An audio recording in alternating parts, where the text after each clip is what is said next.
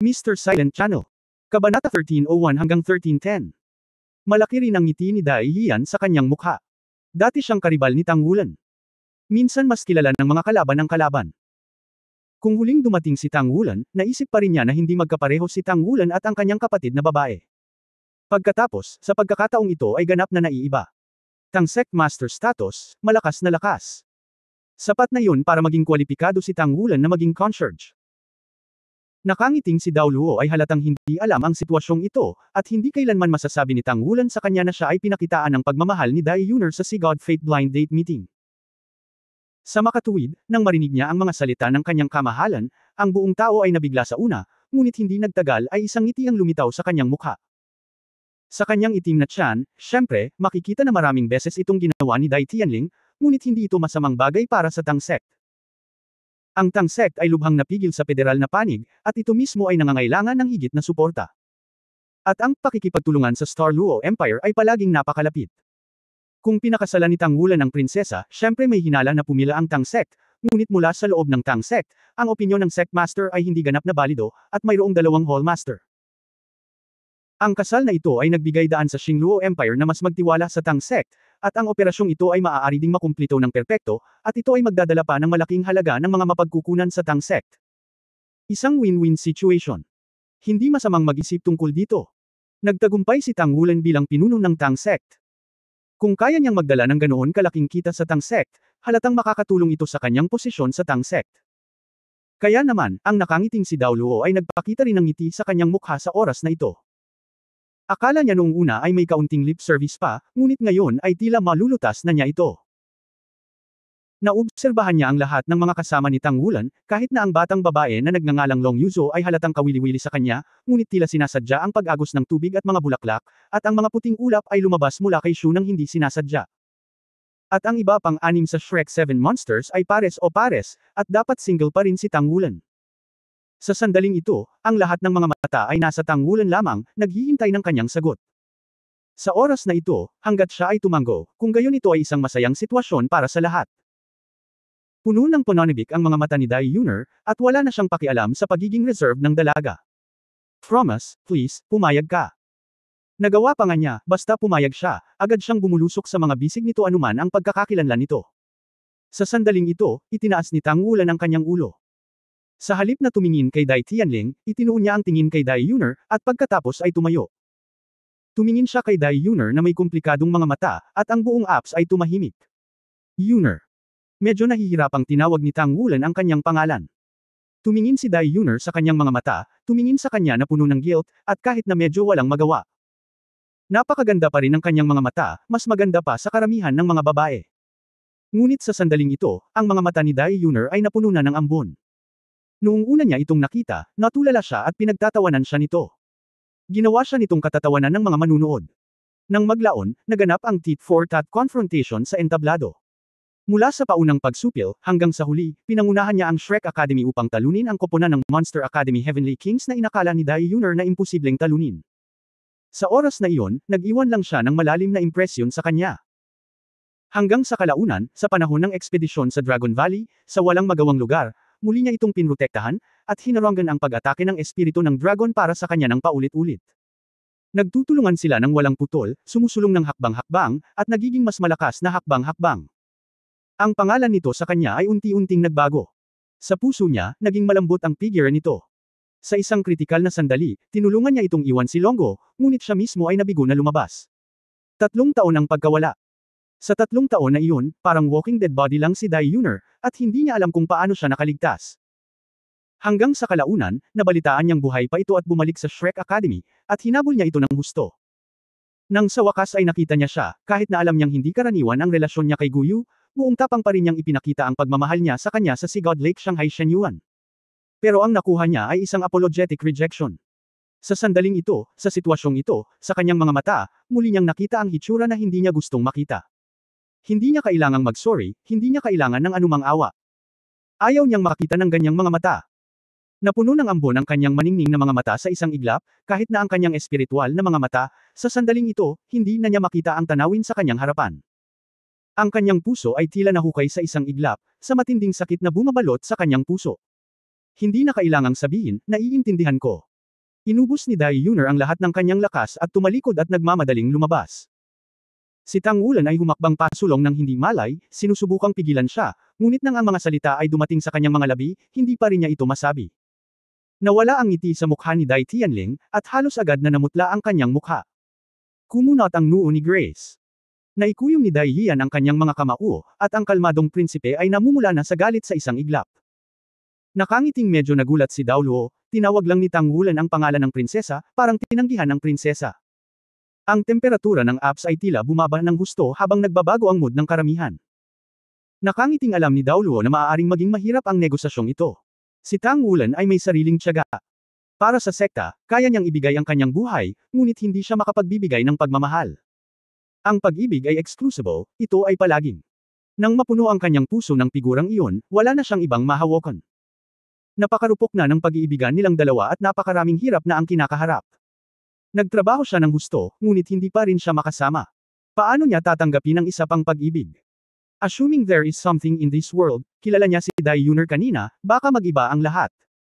Ngunit kahit na pag-aari niya ang larangan ng pagbabalik tanaw sa panahon, walang paraan upang mangyari ito. Ayaw na ayaw niyang masaktan si Dai Yuner, good girl iyon. Gayunpaman, kailangan niyang gawin ito. Kahit sa tingin niya ay mas maraming babae ang nagustuhan niya, parang wala lang, pero hindi niya magawa, hindi niya kayang lagpasan ang sagabal sa puso niya.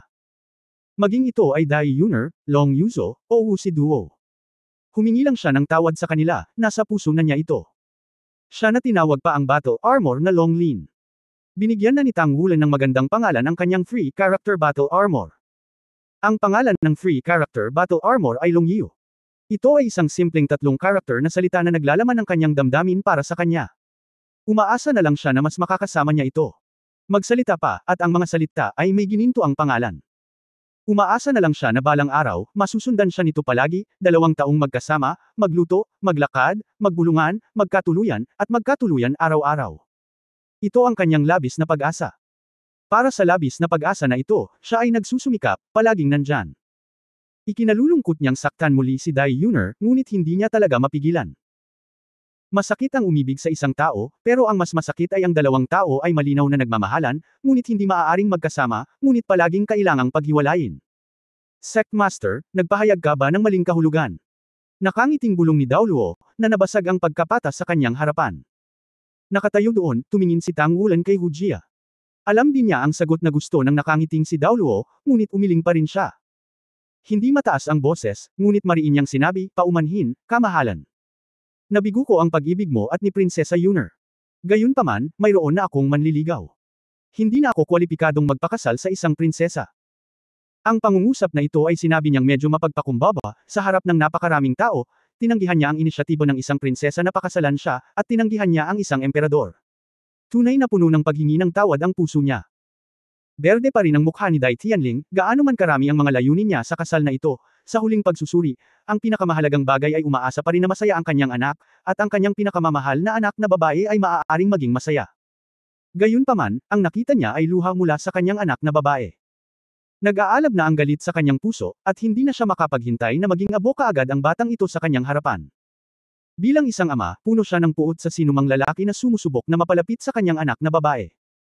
Bilang isang ama, para sa sinumang lalaki na maglakas loob na tanggihan ang kanyang anak na babae, hindi siya makapaghintay na mapunit ito. Nakalabas na ang mga kamay ng emperador, at bahagyang nag-iiba ang kanyang hininga. Kamahalan. Sa isang mabait na tawag, bahagyang nakahinga si Dai Tianling, at nilinggan niya ang guro ng emperador. Marahang umiling si NC, na may bakas ng kalungkutan sa kanyang mga mata.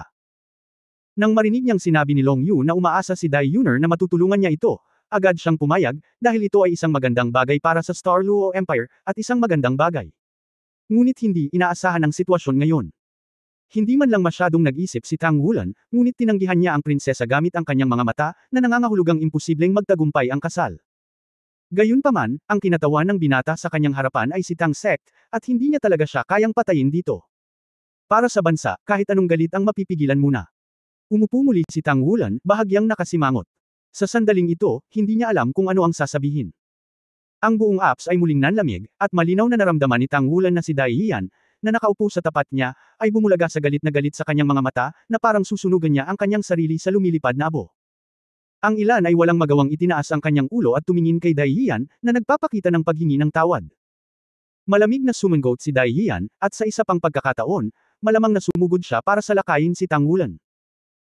Pagkatapos ng lahat, ang nakangiting Dao Luo ay binasag ang malamig na larangan, mahinang umubo, at itinuon ang atensyon ng lahat sa kanya. Kamahalan, hindi ko alam kung ano ang tinutukoy ng kasunduan sa pagsusugal na binanggit mo kanina. Malamig na tiningnan siya ni Dai Tianling at sinabing, noong sinaunang panahon, mayroong isang paraan ng tunggalian sa kontinente ng Dao Luo na tinatawag na limang Diyos. Anumang contradiction sa pagitan ng bansa at bansa, kung ang isang mas mahinang panig ay maaaring harapin ito, kung hamunin mo ang malakas na panig sa limang laro at manalo sa lahat ng limang laro, kung gayon ang malakas na panig ay kailangang bawiin ang mga tropa nito at hindi maaaring magsimula ng digmaan kahit isang taon. Higit pang itinataguyod ni Xingluo ang puwersa at personal na kabayanihan. Kung mapapatunayan sa atin ng master ng Tang Sect na siya ay isang bayani, maaari nating ipanggako ang mga tuntunin ng Tang Sect. Pagkatapos ng lahat, pinili ng emperador ang pagtitiis, at hindi talaga hinayaang sumabog ang kanyang emosyon. Pagkatapos ng lahat, ang negosasyong ito ay may kaugnayan sa kaligtasan ng imperyo. Ang desisyon ng limang Diyos. Ang apat na salitang ito ay nakakuha ng atensyon ni Tang Wulan. Siya ang tinutukoy ng kabilang partido. Sa madaling salita, kailangan niyang lumaban para sa limang magkakasunod na laro sa isang tao at talunin ang lahat ng kalaban upang maipanalo ang kompetisyon. Nagpatuloy si Dai Tianling, ginagaya namin ang desisyon ng limang Diyos, magpapadala si Xingluo ng limang tao para makipagkompetensya sa master ng Tang Sect sa limang antas ng mecha, battle armor, soul skills, armas, at kaluluwa. Tang Sect. Kung ang Panginoon ay maaaring manalo, gaya ng sinabi ko kanina, isang karagdagang 10% na presyo ang idadagdag upang makumplito ang transaksyong ito, at lahat ng kondisyon ng Tang Sect ay tatanggapin. Nakangiting kumunat ang noo ni Dao Luo, kamahalan, masyadong malupit ba ang kasunduang ito sa pagsusugal? Kung may pag-iral tulad ni Brother Ensi, paano makakalaban ng Sect Master ang limang magkasunod na laro? Bagamat ang Xingluo Empire ay mayroon lamang extreme Dao Luo of Grace, mayroong hindi mabilang na mga talento sa isang malaking imperyo. Hindi mahirap hanapin ang pinakamahusay na mga talento sa limang lugar na ito. At kailangang labanan ni Tang Wulan ang limang sunod-sunod na laro. Ang panalong rate na ito ay halos walang katapusang malapit sa zero. Tumayo si Dai Tianling at sinabi sa malalim na boses, iyon lang, wala nang pagbabagong gagawin. Kung hindi ito magagawa ng pinuno ng Tang Sect, tatanggalin natin ang mga paghihigpit sa pakikitungo sa atin, o kung saan babalik-balik. Pagkasabi nito ay agad siyang lumayo. Kung bago pa tumanggi si Tang Wulan kay Dai Yuner, ang kasunduan sa pagsusugal ng Five Gods Tournament ay talagang limitado. Ang kalaban na kinakaharap ni Tang Wulan ay limitado sa antas na hindi hihigit sa 50 taong gulang. Gayunpaman, kahit na ang kanyang anak na babae ay labis na napinsala, kahit na nasaktan niya ang Tang Sect dahil dito, kailangang harapin ni Dai Tianling si Tang Wulan ng mahigpit. Nakakatakot ang Heavy Ion Beam, ngunit ang Star Luo Empire ay mayroon ding sariling background, at si Dai Tianling ay hindi kailanman natakot sa Dao Luo Federation. Boss, napakalakas mo ba kaya hindi mo ito mabaluktot? Naglakad si Xu Lizhi sa gilid ni Tang Wulan at iniabot ang kanyang hinlalaki sa kanya. Ngumiti si Xi at sinabing, maliwanag na ang kayamanan ay hindi maaaring maalay. Sa katunayan, si Dai Yuner ay magaling din, ngunit siya ay isang prinsesa. Kung ikaw yan, susundin mo na lang ba? Tanong ni Li Zhengguo sa tamang oras. Siyempre, hindi ko masusundan. Nang sabihin ni Xi na ito ay dalawang salita, naramdaman na niya ang nakamamatay na aura sa likod niya at agad na binago ang kanyang mga salita. Hindi naman kayo mukhang kinakabahan. Nakangiting hindi na magawang ngumiti ni Dao Luo sa oras na ito. Paanong ang desisyon ng limang Diyos ay napakadaling harapin ng walang mga paghihigpit? Ang pinakasimpleng punto ay hindi may iwasang haharapin ni Tang Wulan ang kabaitan dito. Ang mabait na martial soul ay ang sagradong dragon ng liwanag, ang sukdulang Dao Luo. Ito ay simpleng hindi malulutas na tuktok. Hall Master Hu, ito ang tinatawag naming kumpiyansa. May tiwala kami sa aming boss. Hindi ba siya nakakalaban sa iyo ng kaunti? Ano ang kakilakilabot sa desisyon ng limang Diyos? Nakangiting sabi ni Xi. May tiwala ka ba sa kanya? Nakangiting sabi ni Dao Luo na nagtataka. Paano ka mawawalan ng kumpiyansa kung ikaw ay nakatakdang matalo? Sabi ni Xi. Nakangiting si Dao Luo ay natahimik saglit. Ngumuso si Xu Xiaoyan, masyado silang nananakot. Anong uri ng kasunduan sa pagsusugal ang walang likas na pagsusugal? Isa lang itong pagtanggi.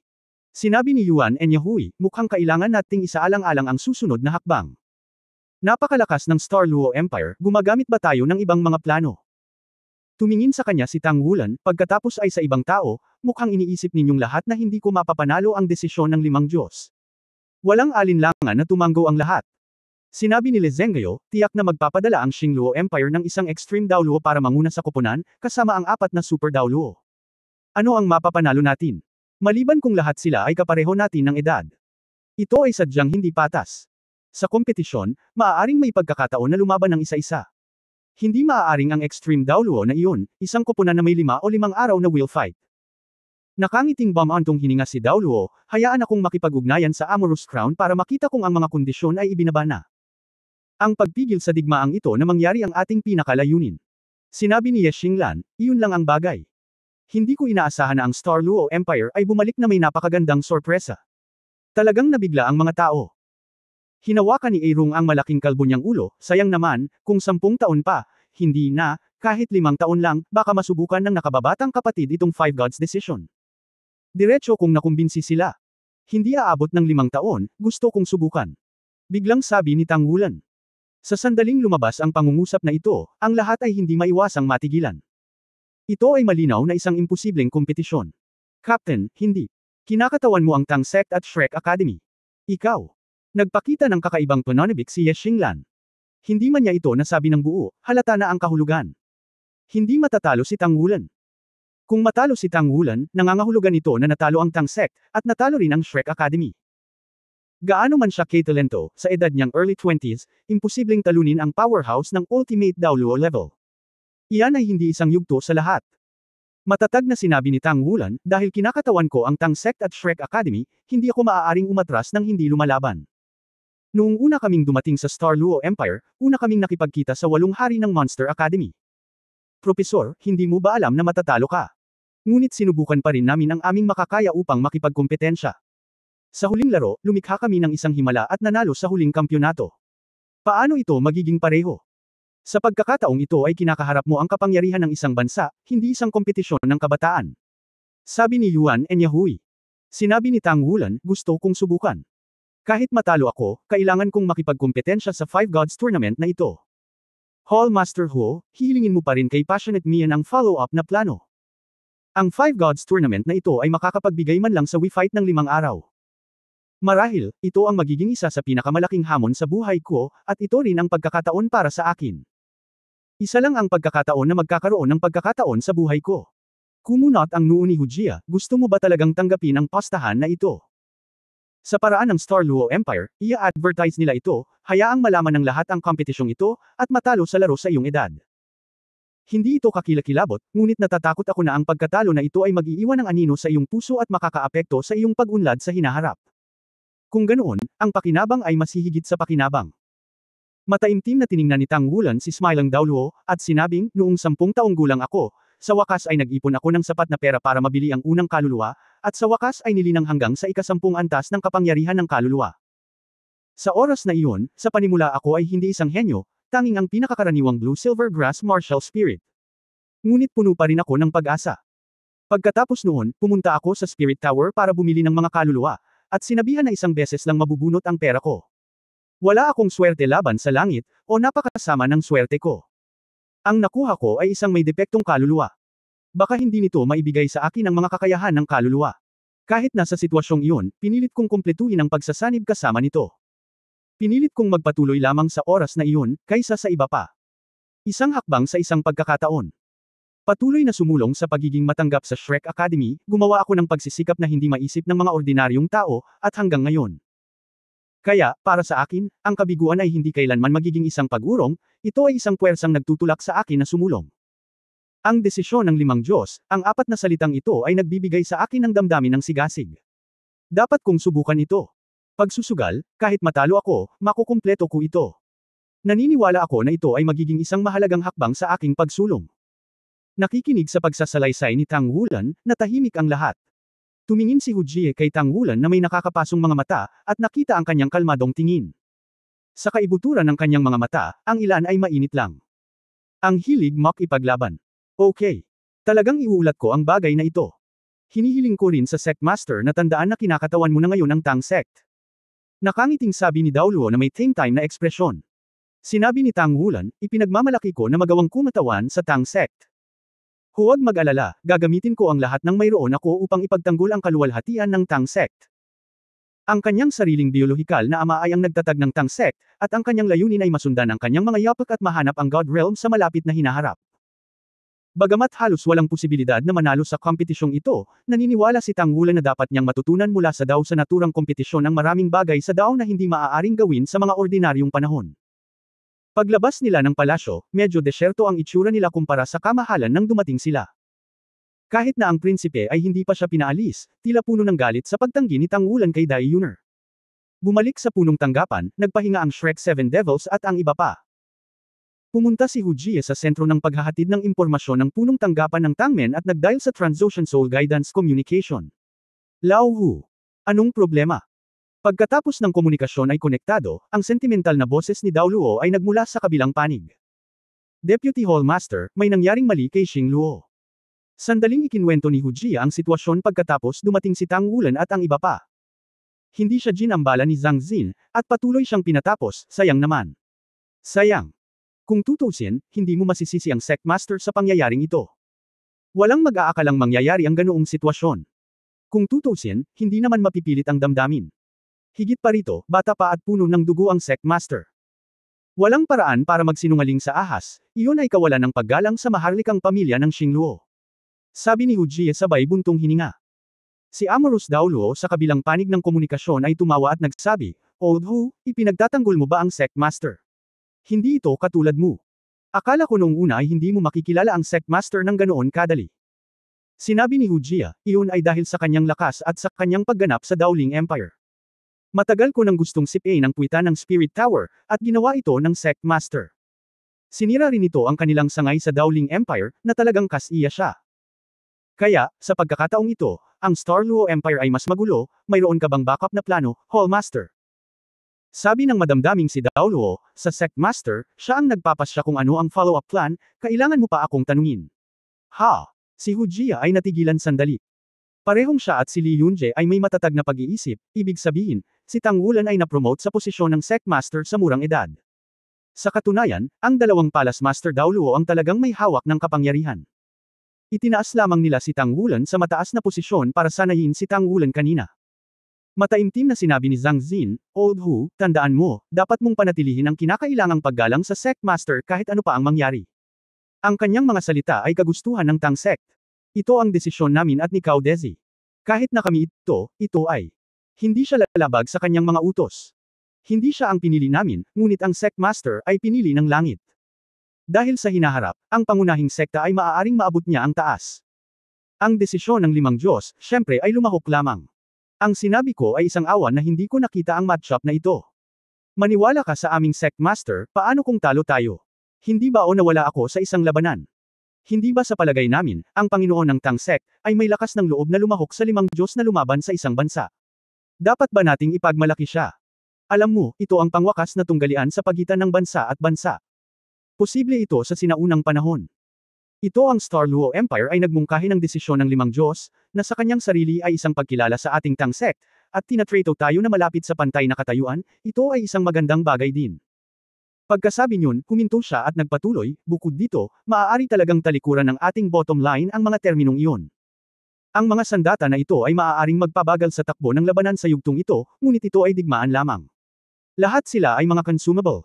Hindi sapat para sa Xingluo Empire na salakayin ang Federation. Ang dahilan kung bakit gusto nating paghigpitan ay higit na ipakita ang ating saloobin. Kilala rin siya ng 5 at Master ng sekta. Haha, kahit na ang Great Sky Dao Luo sa simula ay hindi kailanman nagkaroon ng ganoong tagumpay normal na matalo, at kung isa o dalawa ang manalo sa 15 laban, iyon ang kaluwalhatian ng ating Tang Sect. Matapos pakinggan ang mga salita ni Amorous Dao Luo, biglang nakaramdam si Smiley Dao Luo, naiintindihan ko ang ibig mong sabihin. Kung ito ang kaso, magaan ang loob ko. Sa katunayan, sa tingin ko, napakabuti para sa Sect Master na manalo ng isa o dalawang laro. Posibleng, ginagamit ang kanyang oras upang bumalik sa espiritual na larangan upang makipagtulungan sa tulad ng panahong iyon, kung tutuusin, kahit na siya ay may edad na mahiwagang pag-atake, dapat na siya ay naninibugho. Mawalan ng buhay ng ilang taon, malamang mag-aatubili siyang pasanin ito. Teka, kailan ka babalik sa kaharian? Nagtatakang tanong ni Amorous Dao Luo. Hindi mo alam. Nakangiting sinabi ni Dao Luo na nagtataka, ito ang espiritual na kaharian ng guro ng sekta. Hindi ko inaasahan na matagumpay niyang linangin ang espiritual na kaharian sa edad na ito. Nabuhay ako sa loob ng napakaraming taon. Hanggang ngayon, ang aking espiritual na kaharian ay hindi pa kumukupot, at dahil dito, hindi ko pa nagawang gawin ang huling hakbang. Natahimik si Amorous Dauluo. Anong meron sa Panginoon? Anong meron? Tanong ni Hujia. Masayang sinabi ni Amorous Dauluo, sabihin sa iyo ang tungkol sa isang sitwasyon na maaaring makaapekto sa iyong kumpiyansa. Mahigit 1 taon pa lang ang Sect Master sa spiritual realm. At pagkaalis niya sa Daoluo Continent, pumunta siya sa Daoling Continent. Noon, hindi pa siya nagsasanay sa spiritual realm. Noon pa lang, haha, it's a time back in time. Nakangiting hindi na napigilan ni Daoluo na tumawa, at ang mga sulok ng kanyang bibig ay kumaibot, saan niyo nalaman ang isang kakaibang tao? Pinipigilan ba nitong mabuhay ang ibang mga spirit master? Tumawa si Amorous Dauluo, ito ay tinatawag na wisdom ay Jizo. Ngayon naiintindihan mo na kung bakit tayo lalaban sa karamihan at magpapasya na hayaan siyang kunin ang tangsek ngayon. Alam mo, si Qingtian Daoluo ay nakapagdesisyon na bago siya namatay. Ang Pavilion Master ng Sea God Pavilion ay ipinasa sa kanya. Kung hindi tayo kikilos ng mas mabilis, kung gayon ay talagang wala ito para sa atin. Kailangang umasa sa ilan sa kapangyarihan ng ating tangsek, natatakot ako na hindi magkasundo sina Light at Dark Daoluo, sa katunayan, mas mapalad tayo na magkaroon ng Sect Master na ito. Kinusot ni Hujia ang kanyang mga mata at muling ngumiti sa kanyang mukha, okay, alam ko na ang lahat. Huwag kang mag-alala, paprotektahan ko ang Sect Master at ibabalik siya ng ligtas. Ang kinabukasan ng Sect Master ay talagang walang limitasyon. Kung patuloy siyang umunlad ayon sa kanyang kasalukuyang sitwasyon, ang hinaharap ay hindi maiiwasang maging isang buhay sa antas ng Sky Daoluo. Gayunpaman, ang katanyagan niya sa mga batang babae noon ay hindi bababa sa Sky Daoluo. Walang magawa ang madamdaming si Daoluo, masyadong magaling ang lalaki, iyon lang. Hindi ito paraan. Huwag mong banggitin si Qingtian Daoluo. Ngayon ang isa sa 4 na maitim na hari ng Holy Spirit Cult ay itim dahil sa pagmamahal at puot. Nagbago, naaalala mo ba ang magkapatid na Phoenix noon? Sa wakas, masasabi nating 7 araw na ang countdown. Sa ika-10 ng umaga ng ika-26 ng Setyembre, ang aming Dragon King mobile game ay opisyal na inilunsad. Ito ay isang mobile na laro na nag-aayos ng plot ng laro at gumagawa ng mga dynamic na comic sa ilalim ng aking personal na pangangasiwa.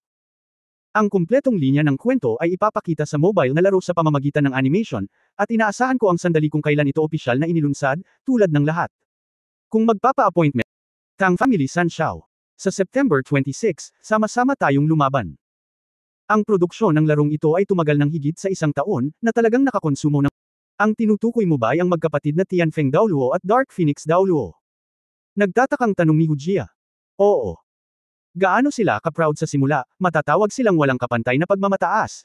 Ang ating henerasyon, ang mga taong humahanga sa kanila ay maaaring pumila mula sa Chuanling Pagoda hanggang sa tarangkahan ng Shrek Academy. Ngunit lahat sila ay umibig kay Yunming. Ang resulta ay naging isang trahedya.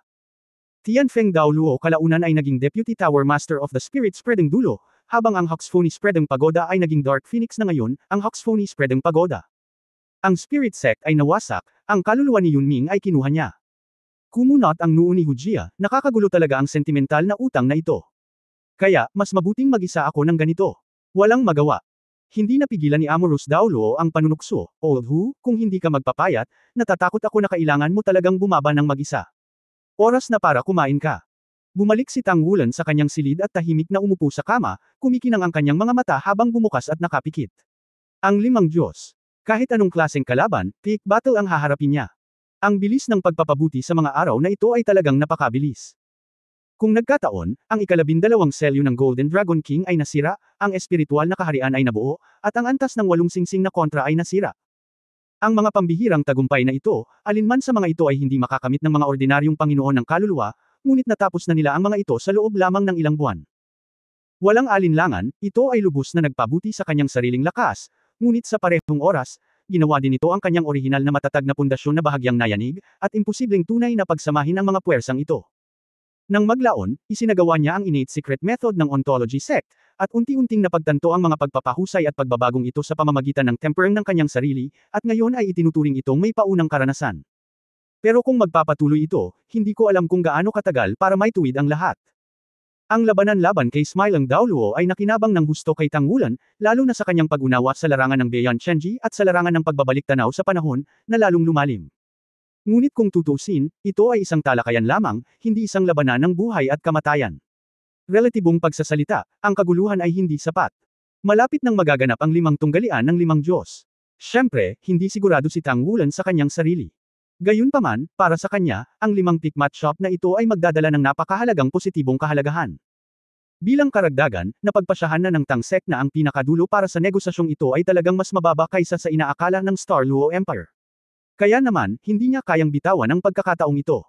Pagkatapos magpasya na lumahok sa Five Gods Judgment, ang espiritual na kalooban ni Tang Wulan ay nasa estado ng pananabik. Hindi na niya alam kung gaano katagal itong hindi naging ganoon ka-excitement. Ang kasalukuyang 5 tunggalian ay tiyak na iba sa sinaunang panahon. Ang tunggalian ng 5 Diyos ay tinukoy ng emperador ng Star Luo Empire bilang mech warfare, armor warfare, soul skill warfare, weapon warfare, at soul warfare. Walang alinlangan, ang tuktok ng tunggalian ay dapat na labanan ng master ng armor, at iba ang iba pang mga item. Naniniwala ako na ang Star Luo Empire ay magkakaroon ng mga panuntunan sa bagay na ito. Dapat muna nating linawin ang mga patakaran, at pagkatapos ay bumalangkas ng mga nakatarget na estratehiya. Sa pag-iisip nito, idiniil ni Tang Wulan ang numero ng komunikasyon ng Soul Guide ni Smilang Daoluo. Hall Master Hu, mangyaring tanungin ang opisyal ng Star Luo Empire para sa oras para sa tunggalian, pati na rin ang mga detalyadong panuntunan para sa bawat laro ng 5 Diyos. Handa ako. Kasabay nito, mayroon akong kahilingan. Pakisabi sa maharlikang pamilya. Sabi ni Master. Si Hu Jia ay nakinig sa mahinahong boses ni Tang Wulan, na hindi namamalayan na nakaramdam ng ilang emosyon na tumataas sa kanyang puso.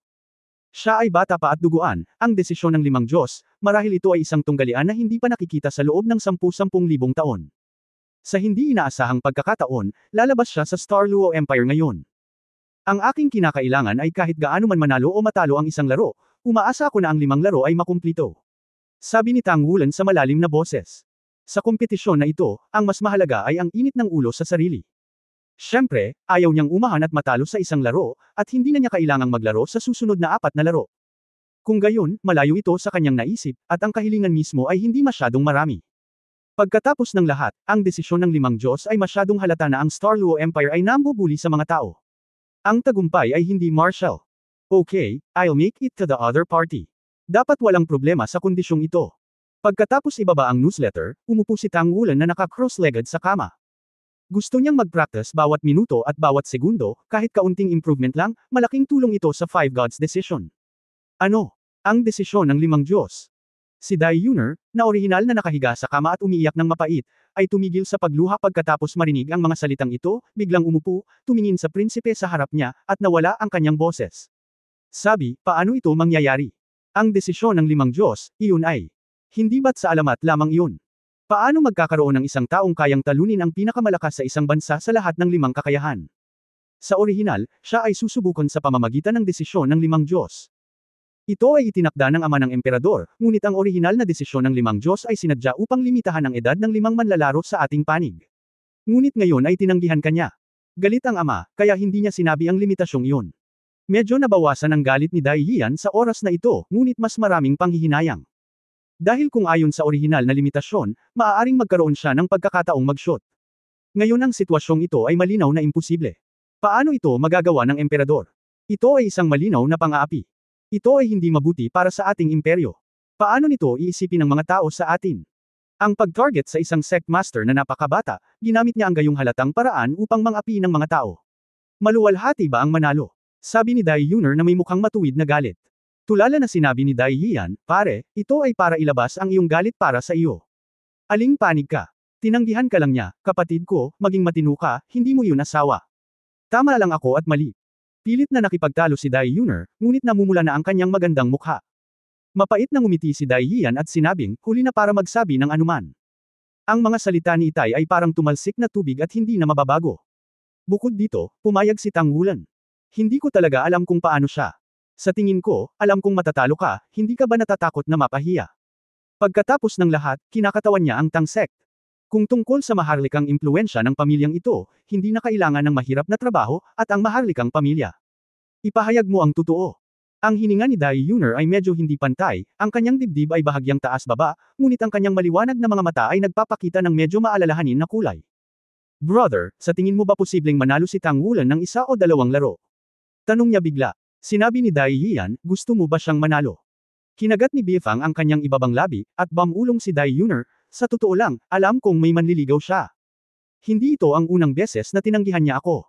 Iniisip ko lang kung kaya niyang manalo sa Five Gods. 1 o 2 laro, ibig sabihin, siya talaga ang mayabang sa mundo. Kung ganoon, sasabihin mo ba na papayag ang iyong ama na pakasalan ko siya?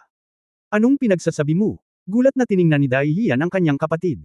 Hindi niya akalain na ang siraulo niyang kapatid na babae ay talagang magsasabi ng ganoon. Sa tingin ko baliw ka. Isang galit na boses ang umalangaw mula sa labas, at si Dai Tianling ay naglakad ng hakbang-hakbang. Magalang na tinawag ni Dai Yian si tatay, at pagkatapos ay tahimik na tumabi. Pinandilatan ni Dai Tianling si Dai Yuner, ikaw babae, may tiwala ka pa ba sa sarili mo? Masasabi mo rin na isa kang prinsesa kapag bata ka pa. At, sa imperyo man o sa Daoluo Federation, iisang asawa na silang lahat ngayon. Monogamy. Paano ka magiging anak? Dai Yuner ay hindi kailanman natakot sa ganitong uri ng emosyon para sa kanyang ama, ang mga regulasyon ay para sa mga ordinaryong tao. Ano ang mali sa polygamia? Sa tingin ko ay normal na magkaroon ng polyandry. Ang monogamy ay normal. Ito ay ang regression ng lipunan. Ang mga magagaling na tao ay dapat magkaroon ng mas maraming asawa, upang mas maraming mga gene ang maipapasa, upang ang lipunan ng tao ay umunlad. Ang mga hindi kwalipikasyon ay dapat mabawasan ang kanilang kaligtasan. Pinakakarapat dapat at batas ng kalikasan. Isang kamalian. Nang marinig ni Dai Tianling ang mga salita ng kanyang anak, halos tumakas siya, ikaw. Pare, ilan ang babae mo? Diretsyong sinaksak ni Dai Yuner ang tubo ng kanyang ama gamit ang kutsilyo. Ang imperial na emperador na malapit ng magalit ay agad na tumahimik. Kaya, itinuro mo sa akin ang mga teoryang ito. Ikaw ang pinakamahusay na tao sa ating Starluo Empire, kaya maaari kang magkaroon ng maraming asawa. Iniisip ng lahat na ito ay isang napaka-normal na sitwasyon. Katulad nito, si Tang Wulan siya rin ay isang mahusay na tao, bakit hindi siya maaaring magkaroon ng maraming asawa? Medyo nalito si Dai Tianling sa mga kamalian at heresies ng kanyang anak. Sa teorya, walang mali sa sinabi ni Dai Yuner, ngunit nakaramdam siya ng awkward kung paano siya nakinig. Ikaw ay isang imperial na prinsesa, paano mo maibabahagi ang asawa sa iba? Galit na sabi ni Dai Tianling. Dai Yuner, hindi mo itinuro sa akin at sa aking mga kapatid mula noong bata pa ako na sa imperyo, ang maharlikang pamilya ay pantay-pantay sa mga karaniwang tao. Dahil dito ay mas mahal ka ng mga karaniwang tao. Hindi kaya ito ay usapan lamang. Ikaw. Ate, huwag mo nang pag-usapan yan. Kita mo naman na galit ka sa tatay mo. Nagmamadaling nagsama-sama si Dai Yian para mag-ikot. Umalis ka na. Galit na pinagalitan ni Dai Tianling ang kanyang anak. Ang hinaing ni Dai Yian, hindi ka papayag na pag-alitan ng iyong anak, ngunit ang iyong anak ay napaka-inosente din. Dai Yuner, hayaan mong sabihin ko sa iyo. Noong una, binalak kong bawasan ang kahirapan at hayaan si Tang Wulan na harapin ang desisyon ng 5 Diyos na wala pang 50 taong gulang. Inaapi ni Luo ang mga tao. Ngunit ngayon, gagamitin ko ang pinakamakapangyarihang lineup sa imperyo para ibigay sa kanya ang 5 Diyos na labanang ito.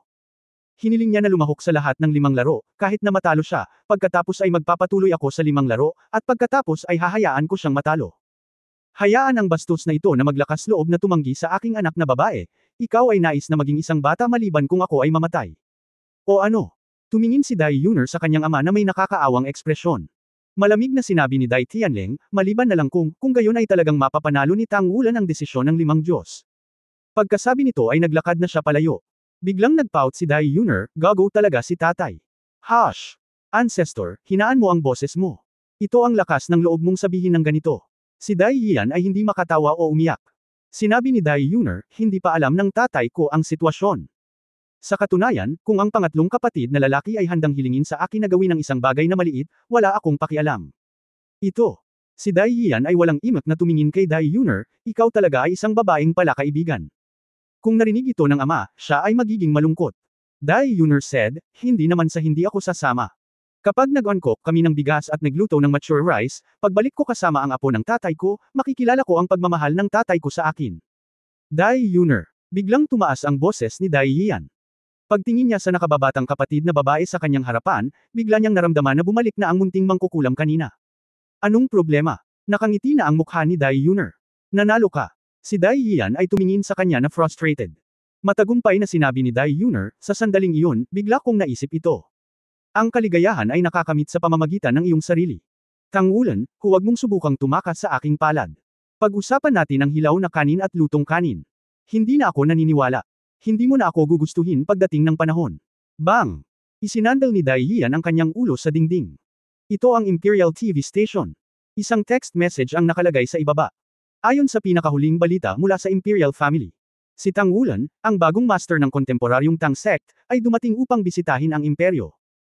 Pagkatapos ng matalik na konsultasyon sa pagitan ng dalawang partido, ang bagong Tang sect master ay magsasagawa ng simulation ng sinaunang 5 Diyos kasama ang imperyo. Ang huling laban. Ang Empire TV ay ipapalabas sa buong 5 araw na ito. Matchup, at hindi dapat palampasin ito ng mga kaibigan ng audience. Ang unang laban ay nakatakdang laruin pagkalipas ng 3 araw, at isang laban ang gaganapin araw-araw pagkatapos noon. Ang istasyong ito ay patuloy na mag-follow up at mag-uulat tungkol sa balita ng Five Gods Tournament. Mabilis na kumalat ang isang maikling mensahe sa buong Star Luo Empire, at sa ilang sandali, kumukulo ang buong bansa. Ang Tang Sect ay hindi estranghero sa mga tao ng Star Luo Empire, ito ang unang gate sa Star Luo Continent ngayon. Ang mga alamat at kwento tungkol sa Tang Sect ay naisulat pa sa mga aklat-aralin ng mga estudyante. Ito ay isang sapilitang kurso para sa bawat taong Xingluo. Ang pinaka-ipinagmamalaki ng Xingluo Empire ay ang ZTE Master ng Tang Sect na si Lingbing Daoluo Dai Yuhao, na mula sa royal family ng Xingluo Empire. Ito rin ang nagtatag ng Chuanling Pagoda. Sa makatuwid, para sa Tang Sect, ang mga tao ng Star Luo Empire ay may natural na pakiramdam ng intimacy. Ang pangalang Tang Wulan ay hindi pamilyar sa ilang mga tao, at medyo pamilyar sa ilang mga tao. Hindi nagtagal, lahat ng uri ng balita tungkol sa bagong Tang Sect Master ay nagsimulang lumipad sa buong kalangitan. Ang video ni Tang Wulan na pinamunuan ng Shrek 7 Devils na lumahok sa Star Luo Empire Young Soul Master Competition at sa wakas ay natalo ang 8 hari ng Monster Academy ay nagsimula na ring ipalabas sa ilang mga istasyon ng TV sa Star Luo Empire. Sa loob ng ilang araw, ang Tang Wulan ay naging isang pambahay na pangalan sa Star Luo Empire. Anong matalinong pamamaraan? Pagkatapos panoorin ang ulat mula sa Imperial TV, hindi napigilan ni Smiling Daoluo Hujia na huminga ng palihim.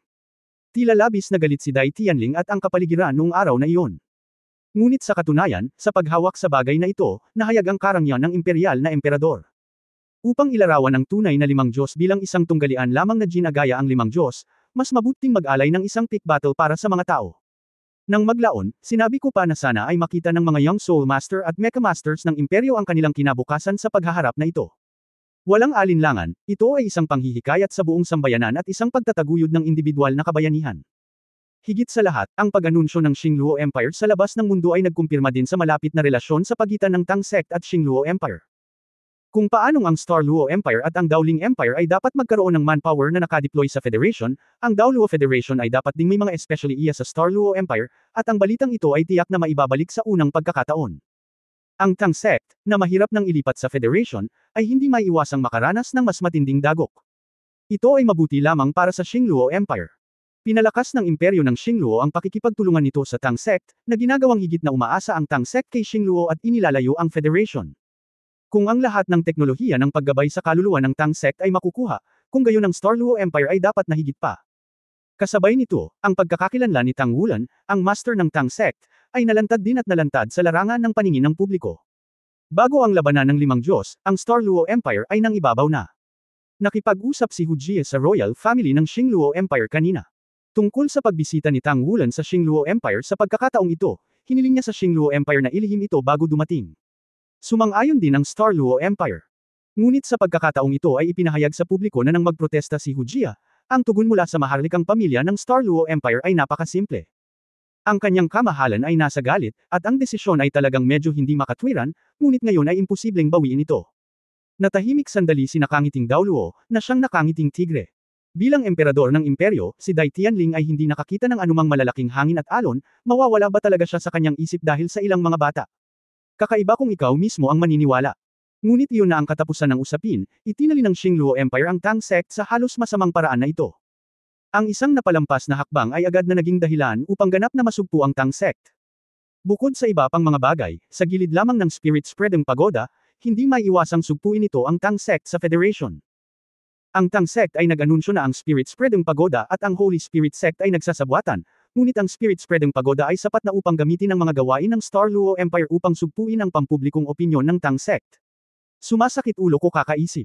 Sa kabutihang palad, may Amorous Daoluo na nakaupo sa gilid ng Federation, at problema niya ang mag-alala tungkol dito. Palihim na bamantong hininga si Hujia sa kanyang puso, kahit na ano, dahil nangyari na ito, mayroon lamang upang harapin ito, at walang ibang paraan. Pag-usapan natin ang pagtatapos ng desisyon ng 5 Diyos at ang layunin ng pagbisitang ito. Sa panig ng federal, maaari lamang nating pag-usapan ito kapag natapos na ang insidenteng ito at kontrolado na ang sitwasyon ng digmaan. Ang Tang Sect ay malalim na nakabaon sa Federation, at ito ay hindi gaanong simpleng pag-iling. Tungkol sa mga bagay na ito, hindi siya nagulat kay Tang Wulan. Si Tang Wulan ay umaatres na ngayon sa kanyang silid. Maghintay ng 3 araw para magsimula ang 5 Diyos. Ang desisyon ng 5 Diyos. Ang iyong kamahalan ay talagang kamangha-mangha. Sabi ni Teng Teng kay Dai Yian na may paghanga. Shenghua Pavilion, isa sa mga pinaka-high-end na restaurant sa Xingluo City. Sa oras na ito, mayroong isang bilog ng mga tao na nakaupo sa pinakamalaking pribadong silid ng imperial. Kabilang sa 8 makalangit na hari ng Monster Academy noon, maliban sa espiritong haring si Dai Yunar na hindi dumating, ang 7 pa ay dumating na lahat. Sa pangunahing upuan, si Long Yu ay nakaupo doon na parang bundok, tahimik. Umupo si Teng Teng sa tabi niya at may imahinasyon na sinabi. Tumango si Feng Wanglin-san at sinabing, kamahalan, ito ay pag-iintindi sa kinabukasan. Sa paghusga mula sa mga balitang iniulat sa labas ng mundo, hinayla ng imperyo ang Tang sect sa isang karwahe. Ang reaksyon ng sekta. Kapag maaaring magsimula ang digmaan anumang oras, ang pagbisita ng Tang sect master sa Xingluo ay nalantad, na maaaring maging lubhang nakapipinsala sa Tang sect sa Tangtisa. Sinabi ni Dai Yian, affirmative ang dissatisfaction, pero wala na silang ibang gagawin ngayon. Kung pag-uusapan, ito talaga ang ginawa namin sa paraang ginawa namin. Nandito ang Tang sect para tumulong, pero nakatagpo kami ng iba. Gayunpaman, kailangan din naming gawin ito. Na si Tang Wulan ay nagdala ng sandata na tinatawag na Heavy Ion Beam sa pagkakataong ito, na hindi makakaapekto sa akin sa loob ng shell na may protection na mecha sa pagkakataong ito. Ang isang suntok ay talagang nakakatakot. Ito ang nagpapaunawa sa atin na sa mga tuntunin ng teknolohiya sa paggabay ng kaluluwa, ang imperyo ay nahuhuli pa rin sa federation ng malaki, napakarami. Imposibleng maabyutan ang sarili nating instituto ng pananaliksik. Bagamat ang mga kinakailangan ng orihinal na Tang sect ay bahagyang tinanggal, ito ay malupit, ngunit kung isa sa alang-alang ang katotohanan na ang hukbo ay napakalaki, ang Tang sect ay hindi pa rin nagtaas ng presyo ng mga mahahalagang materyales na ito, ang Tang ay hindi katanggap-tanggap sa pagitan natin, at ito ay hindi katanggap-tanggap. Ang teknolohiya ng Soul Guidance at ang Federation, at ang ama ang nakaisip ng ideyang ito kapag ang Tang sect ay ganap na sa panig natin, maaari talagang makipagkumpetensya ang imperyo sa Federation sa hinaharap. Tumingin si Huolantang kay Dai Yian na may kakaibang tingin, His Royal Highness, hindi mo nakalimutan, lahat tayo ay taga-Tang sect. Dati ka rin, at kailangan mong magsabi ng totoo sa harap namin. Dapat tayong magsumbong dito pagbalik natin. Ano? Bahagyang ngumiti si Dai Yian, ipinakita ang mga mapuputing ngipin, nangyari na ang mga bagay, lakasan ang loob na gawin ito, at ayaw ng imperyo na magkaroon ng anumang mga hinaing sa Tang sect. Sa makatuwid, ang sabihin sa iyo ang mga bagay na ito ng pribado ay hayaan kang bumalik at sabihin kay Smilang Dao Luo at Tang Wulan. Ang imperyo ay talagang walang magawa, hindi pa banggitin na ito mismo ay sanhi ng Tang Wulan. Hindi napigil ang sabihin ni Ye Ji, gaano kagalit sa aming sect master. Malamig na sumangot si Dai Yian, kaputin siya. Hindi na ako makapaghintay na patayin siya. Hindi mo alam kung paano siya hindi nagbigay ng mukha sa kanyang ama noong panahong iyon. Sa harap naming lahat, hayagang tinanggihan niya ang kahilingan ng kasal. Kung handa siyang pakasalan siya. Ang mga follow-up na pamamaraan na ito ay natural na hindi kailangan. Si Yunar ay ang lahat ng pinakamamahal na prinsipe ng kanyang mga prinsipe. At hindi man lang siya nag-iisa ay tinanggihan siya ni Tang Wulan, kaya, ang ama mismo ay galit din ako. Si Tang Wulan ay hindi isang simpleng tao. Biglang sinabi ni Long Yu, na kanina patahimik. Nakatuon din ang mga mata ng lahat kay Long Yu. Bagaman ang bawat isa sa kanila ngayon ay may iba't ibang pagkakakilanlan, lahat sila ay may mataas na ranggo na kapangyarihan sa kanilang sariling kapangyarihan, si Dai Yian ay kahit na ang prinsipe ng imperyo, ang pinuno ng hinaharap na imperyo. Gayunpaman, si Long Yu pa rin ang pinuno ng 8 makalangit na hari, at ang Dragon King na minsan ay malakas na ginulat ang buong bansa. Sa sandaling magsalita siya, natural na tumahimik ang lahat. Boss, mas kilala mo ba siya? Tanong ni Dai Yian kay Long Yu. Tumango si Long Yu, bagaman mas bata sa atin si Tang Wulan, mayroon siyang antas ng katahimikan na higit pa kaysa sa kanyang mga kapantay. Sa pagkakataong ito ay kinalkula siya ng imperyo, maaaring hindi siya ganoon kadaling makilala. At, kayong mga libo-libo huwag siyang maliitin. Ang desisyon ng 5 Diyos ay maaaring hindi nangangahulugang isang pag-urong para sa kanya. Ang taong ito ay hindi matatakot sa kanyang kabiguan. Malayong lampas sa iyong imahinasyon. At ang kanyang talento ay mas mataas pa sa akin, ilang taon ko na siyang hindi nakikita, at ngayon ay napakalakas niya na kahit ang guro ay hindi talaga makakita ng malinaw. Hindi. Sabi ni Shadow King Teng Teng na may hindi kapani-paniwalang ekspresyon, boss, ibig mo bang sabihin ay mas magaling na siya sa iyo ngayon? Pero, title daw luo ka na. Sinabi ni Long Yu, hindi ko alam kung gaano siya nag-improve ngayon, ngunit noong una ko siyang nakita sa Shrek Academy, hindi na siya mas mahina kaysa sa akin. At ang kabuuang rate ng paglago ng Shrek 7 Devils ay mas mataas kaysa sa atin. Ngayon, kung haharapin natin sila muli, sa palagay ko ay matatalo pa rin tayo. Natahimik ang lahat. Kung may iba pang magbigkas ng pangungusap na ito, agad nilang tatanggihan ito. Ngunit si Long Yu ang nagsabi ng pangungusap na ito. Ang ambisyon ni Long Yu ang pinakamalakas sa kanila. Hindi niya tinatanggap ang kabiguan. Palagi siyang nakatayo sa tuktok ng nakababatang henerasyon. Noong siya ay 25 taong gulang, siya ay naging title Daoluo. Taglay niya ang Wa ng Mountain Dragon King at itinalaga bilang susunod na dean ng Monster Academy bilang default. Ang Imperial Hall of Worship ay kasalukuyang nakaupo sa posisyon ng Deputy Hall Master. Siya rin ang taong may pinakamaraming pag-asa na makamit ang Extreme Daoluo sa malapit na hinaharap sa buong imperyo. Ngunit ang gayong tao ay nagsabi na siya ay malamang na mas mababa kaysa kay Tang Wulan. May isip kung gaano kalakas ang talento ni Tang Wulan. Manalo ka man o matalo, gusto ko silang labanan ulit. Mahinahong sabi ni Feng Wanglin-san. Ang Fox King na si Sumo, na nakaupo sa ibabaw niya, ay tumango, oo, sa palagay ko rin. Ngayong narito na sila, hindi namin gustong palampasin ang pagkakataong ito. Boss, pwede ba tayo at are they going for a 7-on-7? Biglang nagliwanag si Long Yu sa kanyang mga mata, nilingan niya si Dai Yian, His Royal Highness, kumusta ka? Mariin na ikinuyong ni Dai Yian ang kanyang mga kamao, matagal ko nang gustong talunin ang batang iyon na si Tang Wulan, naisip ko. Pang-apat, bumalik ka at kausapin si Smiling Daoluo, ito ay isang warm-up para matulungan natin ang master ng Tang Sect. Tanungin mo siya kung gusto niya. Maaari itong gawin ng privado, sa martial arts headquarters lang sa iyong Tangmen.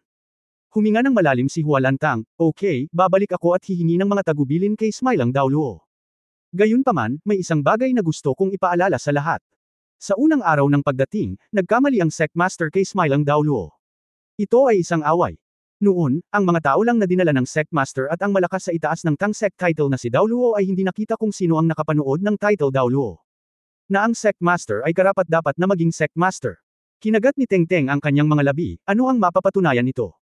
Talaga bang malupit sa kanya si Smiling Daoluo? Iyan ang Panginoon ng iyong Tang Sect. Sinabi ni Hualantang, hindi ko alam ito. Ngunit sana ay dapat mag-ingat ang lahat.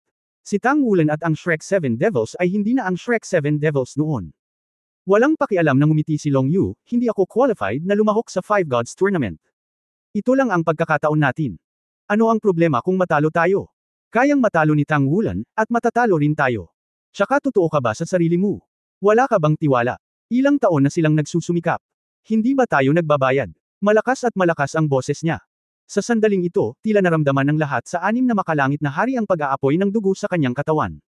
Oo. Pagkatapos ng maraming taon, hindi ba tayo nagsusumikap? Kami ay patuloy na nagpapabuti, at lahat ay gumawa ng malaking pag-unlad. Maging si Dai Yian, ang prinsipe, ay hindi kailanman bumitaw sa paglilinang at namuhay na parang robot araw-araw. Hindi ba nahihiyalang kapag may pagkakataon?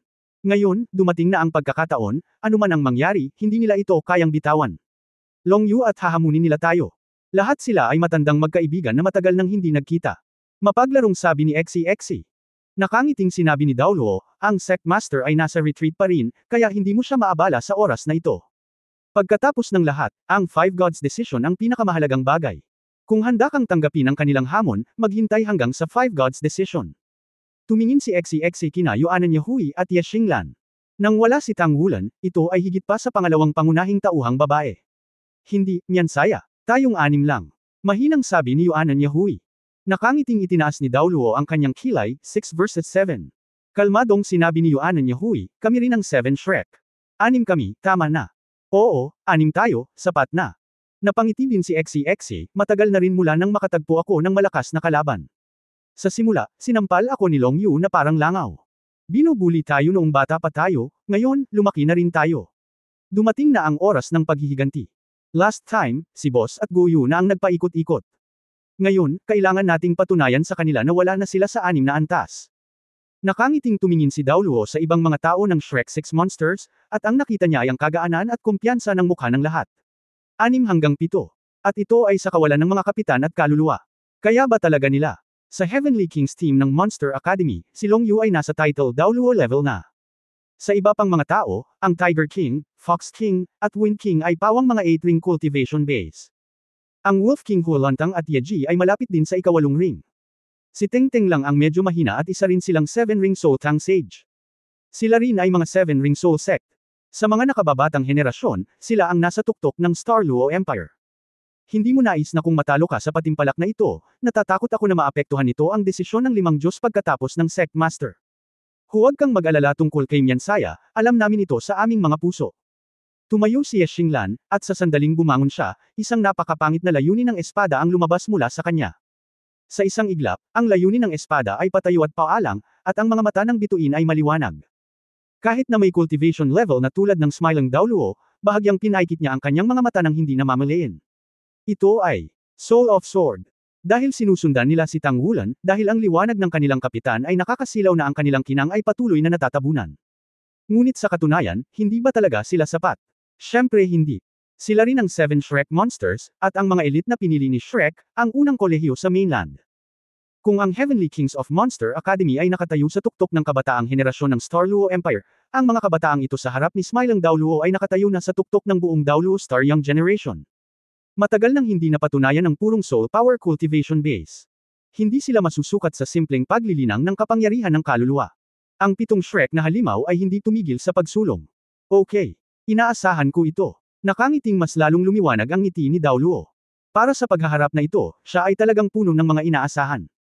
Dahil, para sa kanya, ito ay hindi isang panlabas na laro, ngunit isang panloob na laro ng tangmen. Kahit sinong manalo o matalo, bulok ang laman sa kaldero. Lahat sila ay galing sa kanilang sariling tahanan. Nang maisip niya ito, medyo natuwa siya. Ang Tang Sect, sa pag-usbong ng nakababatang henerasyon, ay talagang umuunlad. Ito rin ay panahon ng mga mahuhusay na talento. Ano? 6 laban sa 7. Umaatres si Tang Wulan. Nang matanggap niya ang tugon na ito, maging si Hualantang, na napakalmadong personalidad, ay nakaramdam ng kaunting pagkabigo. Masyado bang underestimate ito? Ang dating Shrek 7 Devils ay natalo ng kanilang mga tauhan. Ngayong nang ahas na siyang makipagkumpetensya sa kanila sa 6 sa 7 paraan, hindi man lang binalak ni Tang Wulan na magpakita sa kanya ng harapan. Ito ay simpleng insulto.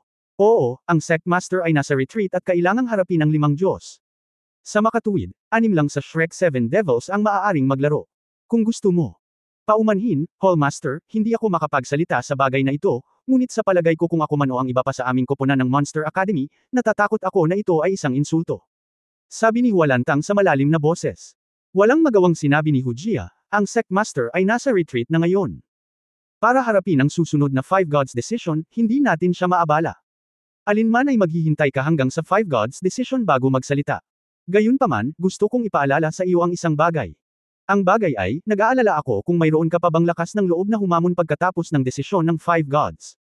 Nagulat si Hualantang, sa tingin mo ba ganoon kalaki ang agwat natin? Sinabi ni Hujia, hindi ko kilala ang iba, ngunit ang lakas ng Sect Master ay talagang hindi masusukat sa kanyang edad. Nagulat na sinabi ni Hualantang, hindi kaya kayo at ang Sect Master ay hindi manalo sa paligsahan sa araw na iyon. Umiling si Hujia, ganun ba, pagkatapos ng lahat, ang Sect Master ay nasa 20s pa lamang.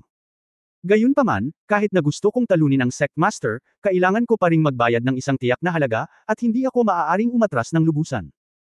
Ang desisyon ng 5 Diyos, tila ang may-ari ng sekta ay walang pagkakataon, ngunit pakiramdam ko na ang may-ari ng sekta ay may isang tiyak na pagkakataon para sa kahit isa o dalawang laro man lang. Natahimik sandali si Hualantang, okay, pagkatapos ay babalik ako at tatalakayin ito sa lahat. Sinabi ni Hujia, huwag hayaan silang magkamali. Hindi naman sa minamaliit ka ng Shrek 7 Devils. Talagang hindi makagalaw ang Sect Master ngayon. Anyway, kung nanalo ka sa kanila, lohikal na maghintay hanggang sa 5 Gods Showdown. Oo. Ang mga kabataang tulad mo, magandang bagay na matutunan mo ang lakas sa isa't isa. Umalis si Hualantang na may depresyong puso, at hindi sigurado si Smiling Dao Luo kung magaganap ang kompetisyong ito, ngunit anuman ang mangyari, naging napakasigla ng Tang Sect nitong mga araw na ito. Hindi ko lang alam kung kakayanin ng Tang Sect ang pressure sa federal side. Sa ilalim ng sentimental na korona, natatakot ako na ang ilan ay abala. Nang sabihin ni Hualantang sa ibang tao ang tugon ng Shrek 6 Monsters, hindi ito aksidente at nagdulot ng malaking kawalang kasiyahan sa lahat. Masyadong mayabang din ang Shrek 6 Monsters. Bagamat na ipanalo na nila ang huling tagumpay sa laro, nagawa lamang nilang manalo sa huling pagsabog ni Tang Wulan at Guyu. Ito pa rin ang kaso kung saan naisip ng lahat sa Monster Academy na ito ay medyo pabaya. Sa mga tuntunin ng edad, ang Monster Academy ay talagang mas kapaki-pakinabang. 5 taong gulang sila sa karaniwan, at natural na gumugugol sila ng mas maraming oras sa pagsasanay. Naniniwala sila na sa mga tuntunin ng paglilinang ng kapangyarihan ng espiritu, ang Shrek 7 Monsters ay imposible pa rin. Kung ikukumpara sa kanila, 6 hanggang 7, at wala pang pinakamalakas na Tang Wulan, ito ay tulad ng isang hanggal na panaginip, at ito rin ay isang malaking insulto. Ay pangako mo sa kanila. Sa wakas ay nakaayos na si Long Yu. Boss, pumayag ka ba talaga sa kanila? Ibig sabihin nanalo tayo, at hindi tayo mananalo. One less person. Sinabi ni Dai Yian, kung hindi, Kapitan, huwag ka ring makisali. 6 hanggang 6 lang kami sa kanila. Talagang may balidong dahilan si Tang Wulan, kung gayon hinding-hindi namin sila sasamantalahin. Oo, bahagyang tumanggo si Long Yu. Kahit na matalo ka sa laro, hindi mo mawawala ang iyong integridad. Sina Long Yu at Tang Wulan ang mga kapitan ng kani-kanilang koponan, at pareho silang may pinakamahalagang katayuan. Ang kanyang hindi pagsali sa larong ito ay kapareho ng hindi pagsali ni Tang Wulan. Sa ganitong paraan, natural na patas ang laro. Itinakda ang naturang panloob na talakayan ng Tang Sect, at ang oras ay sa umaga ng susunod na araw. Hindi tulad ng nakaraang kompetisyon sa pagitan ng Tang Wulan at Fujia, tanging ang mga kapangyarihan sa itaas ng title Daoluo ang makakapanood nito. Sa pagkakataong ito, isiniwalat ni Laughing Daoluo ang talakayang ito sa loob ng Tang Sect, at lahat ng mga disipulo mula sa Tang Sect Star Luo Headquarters ay maaaring pumunta at panoorin ito. Ang isang malakas na pag-uusap ay walang alinlangan na maakit ang atensyon ng lahat, at kasabay nito, ito ay magbibigay inspirasyon din sa mga kabataan. Kakapadala pa lang ng notice, at agad na nakatanggap ng masigasig na tugon mula sa Tang Sect. Maraming mga alagad ng Tang Sect sa mga nakapaligid na lungsod ng Xingluo City ang nagmaneho sa Xingluo City para lamang manood ng laro. Siyempre, ang higit nilang inaasahan ay ang masaksihan ng paghaharap ng limang Diyos sa pagitan ng Sect Master at ng Royal Family ng Star Luo Empire sa eksena. Yan ang totoong highlight. Hindi pamilyar sa kanila ang bagong Sect Master, at gusto nilang lahat na makita kung gaano kalakas ang Sect Master na ito. Magkakaroon din sila ng 6 na tao. Nang marinig ng Shrek 6 Monsters ang sinabi ni Hujia tungkol sa Monster Academy Team, napakasayang ngumiti si Xe, siyempre, ang ganoong uri ng masamang ngiti. Kung ito ang kaso, abusuhin natin sila. Kung paano nila tayo binugbog noon, kung paano sila haharapin sa pagkakataong ito. Sinaman siya ng tingin ni Yuanan Yahui, huwag kang magpabe, kung tutusin, sila ang pinakamagaling sa Monster Academy. Hindi sila kailanman nag-relax sa mga taong ito, at maaaring hindi tayo madaling harapin. Oo, asawa ko. Sabi ni Xe na may hippie smile. Sinabi ni Lezengayo, bilasan mo at mag-almusal, ayusin natin ang mga taktika pagkatapos ng hapunan. Sino ang mag-uutos ngayon?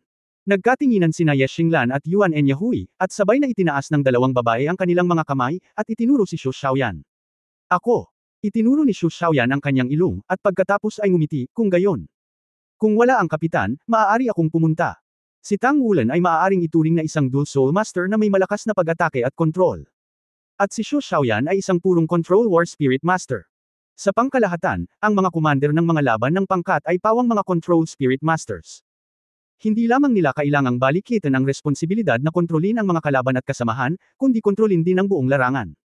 Si Lezengayo ay nagbigay headquarters, panapanahong tinitingnan ng mga mata, at paminsan-minsan ay may mga pointer. Napakadaling makilala ng Shrek 6 Monsters, narito, halos sila lang ang mga bagong mukha. Actually, 7 to 7 okay lang. Okay lang kung wala ako. Isang room na nasa iisang mesa, ay tumingin sa 6 na nakangisi. Hindi siya nagsasawang makipaglaban sa mga ganitong bagay. Ngumiti si Xe at sinabing, Kuya, hindi naman sa hindi ka namin kinuha, pero ito ang hinaing sa pagitan ng Shrek Academy at Monster Academy. We should solve it by ourselves. Kung ay dadagdag ka, napakalakas mo, siguradong sasabihin nila we only won with foreign aid. Sigurado ka bang mananalo? Isang malungkot na boses ang biglang dumating. Nilingon ni Xe ang kanyang ulo para tingnan, nakita ko ang isang maliit na batang babae na may napaka-cute na hitsura na galit na nagsasalita. Ang lugar kung saan siya kumain ay nasa katabing mesa, at nagkataon na narinig niya ang mga salita ni Xe. Nagkibit balikat si Xe, totoo ito. Bakit? Kakampi ka ba nila? Bumantong hininga ang dalaga, ate, hindi sila magpapatalo. Siya ay nakababatang kapatid na babae ni Yeji at isang disipulo ng Tang Sect. Nagtapos din siya sa Monster Academy. Halos bulag ang tiwala niya sa 8 makalangit na hari ng Monster Academy. Ang pakikinig kay Xe at sa iba pang mga walang prinsipyong evaluator na magsisimula na sa laro, natural na hindi sila nasisiyahan, at hindi nila maiwasang sabihin ito. Kasama si Yuanan Yahui dito, si Xe ay hindi nang ahas na mangmolestya sa iba, bahagyang ngumiti, beauty, facts will prove everything. Bumantong hininga ang dalaga, dapat hindi mo matalo ang kapatid ko at sila. Medyo walang magawa ang sagot ni Xe, well, you can do this. Well, kung hindi ka manalo, hindi ka mananalo. Then you see, since we can't win, we are the weak. Mamaya kapag nanood tayo ng game, pwede ba? Cheer for US. Sandaling natigilan ang dalaga, at saglit na nag-react, umuungol ng galit, at sinabing, wala pa akong nakitang walang hiyang gaya mo. Tiyak na mawawalan ka ng puwet. Pagkatapos magsalita, kinuha niya ang plato niya at tumayo at naglakad palayo. Ang lahat ay hindi napigil ang ngumiti, at si Lezengayo ay hindi napigil ang ngumiti at sinabing, nakikita mo ang leopardo sa tubo. Ang mga tao ay mga disipulo ng Tang Sect din. At ang Tang Sect dito ay mas pamilyar kaysa sa atin. Tila ito ay dapat nawala. Sinusuportahan tayo ng mga tao. Ito ang kanilang home court. Ang bentahe ng home court ay hindi maaaring baliwalain. Nagkibit balikat si XCXC, Lizzie, ano sa tingin mo? Si Shu Lizzie ay kumakain ng gusto, itinuro ang kanyang nakaumbok na bibig, na nagsasabing hindi siya makapagsalita. Gumamit ng mga katotohanan para sabihin sa iba kung sino ang pinakamalakas. Hindi ba kayong lahat ay mga disipulo ng Tang Sect? Sa isang lugar kung saan ang individual na kabayanihan ay itinataguyod sa Star Luo Empire, kung gusto mong igalang ng mga tao, dapat kang magpakita ng sapat na lakas. Sabi ni Sima Jinchi sa malalim na boses. Kung papansinin mong mabuti, makikita mo na ang lalim ng mga mata nitong marahas na Windsword Demon ay puno ng pananabik. Bagamat wala siyang bahagi sa laro ngayon, isa siyang Dragon Sword sa labanan ng limang Diyos, ngunit may mga sandata. Hanggat siya ay lumitaw sa kanyang orihinal na anyo, maaaring hawakan siya ni Tang Wulan upang lumaban. Kung sinasabi na si Tang Wulan ay malamang na manalo sa labanan ng limang Diyos, malamang na ito ang sandata. Gaya ng sinabi ni Le Zhengguo, bagamat ito ang Tangmen headquarters ng Star Luo Empire, talagang kakaunti ang mga tao na talagang sumusuporta sa kanila. Ang Monster Academy ay nasa Star Luo Empire tulad ng Shrek Academy ay nasa Dao Luo Federation. Maraming natatanging talento ang nagmula sa Monster Academy, gayon din ang mga disipulo sa Tang Sect. Natural na sinusuportahan nila ang koponan ng Uranus mula sa Monster Academy. Ang henerasyon ng Long Yu ay maalamat din sa Monster Academy. Pagkatapos nila, hindi pa umusbong ang Monster Academy bilang kanilang koponan. Lalo na para sa isang nangingibabaw na estudyante tulad ni Long Yu, ito ay isang pambihirang tanawin sa loob ng 1,000 taon. Bagamat natalo sila sa huling mapagpasyang labanan sa Long Yu maraming taon na ang nakalilipas, halos lahat ay naniniwala na natalo sila sa epekto. Hindi talaga mababa sa Shrek Academy. Ang mga taong sumusuporta sa kanila sa Monster Academy ay natural na nag-iisip ng parehong paraan. Nang dumating ang Shrek 6 Monsters at ang iba pa sa punong tanggapan ng Tangmen upang isagawa ang larangan ng martial arts, ang panlabas na bilog ay puno na ng mga tao. Hindi bababa sa higit sa 500 tao ang dumating upang manood ng laro. Karamihan sa kanila ay mga disipulo ng Tang Sect, at ang ilang matataas na opisyal at dignitaryo ay nakakuha ng balita at sinubukan ang lahat ng paraan upang makakuha ng ilang lugar upang mapanood ang laro. Ito ang muling ginawang bersyon ng Shrek 7 Monsters vs. Monster Academy, ang Heavenly Kings. Bukod dito, pagkatapos ng maraming taon, dapat silang maging mas malakas kaysa dati. Ang referee ng larong ito ay personal na pinangunahan ni Smilang Dao Luo upang maiwasan ang panganib. Nang pumasok ang Shrek 6 Monsters sa venue, ang orihinal na maingay na venue ay biglang naging mas tahimik. Kung ito ay isang panlabas na larangan ng laro, kung may mga ordinaryong tao na nanonood ng laro, natatakot ako na may direktang booze. Ngunit narito ang Tang Sect kung tutusin, at ang Shrek 7 Devils ay miyembro din ng Tang Sect, at lahat sila ay mga high-level na Tang Sect. Ang pinuno ng kontemporaryong Shrek 7 Devils ay ang bagong Sect Master ng Tang Sect. Sa makatuwid, ang mga disipulo ng Tang Sect ay makatwiran pa rin. Gayunpaman, ang katwiran ay kabilang sa katwiran, ngunit walang natutuwa para sa kanila. Ang tamang oras, tamang lugar at tamang tao ay wala talaga sa kanilang panig. Nakangiting sinalubong sila ni Dao Luo at inakay sila sa gilid ng entablado ng kompetisyon. Kumusta ang paghahanda mo? Hindi ko inaasahan na napakaraming tao ang babalik. Halos lahat ng mga disipulo ng Tang Sect sa 3 kalapit na lungsod ay sumugod. Hayaan mo silang mag-aral at mag-aral. Bahala ka mamaya. Iwan mo na sa amin. Nakangiting sabi ni XCXC, bagaman parang hindi kami masyadong sikat, naniniwala ako na pagkatapos ng laro, dapat may mga pagbabago. Nakangiting ngumiti si Dao Luo, sana nga. Long Yu at ang iba pa. Nandito ka ba? Tanong ni Le Zhengguo. Para kay Long Yu, mayroon siyang pinakamalalim na hinanakit. Sa simula, halos mamatay siya sa mga kamay ni Long Yu at nagtamo ng matinding pinsala. Para sa Mountain Dragon King na iyon na si Wan, talagang may masamang alaala siya. Ngayon ang kanyang lakas ay hindi na maihahambing sa nakaraang taon, ngunit sa kaibuturan ng kanyang puso, mayroon pa ring kaunting anino para sa orihinal na laro. Malapit na dumating. Kahapon nabalitaan ko na magiging 6-7 ka na, pero lahat sila ay nagpipigil ng lakas. This can counted as their home court, you must be mentally prepared.